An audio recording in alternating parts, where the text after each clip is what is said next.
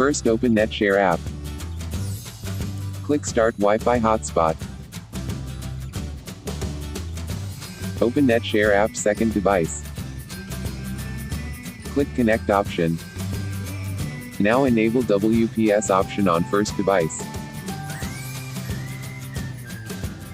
Wi-Fi is connected. Now you can access the internet.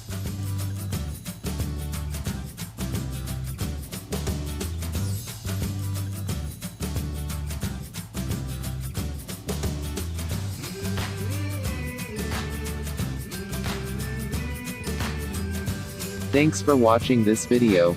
Subscribe to my YouTube channel to get more videos.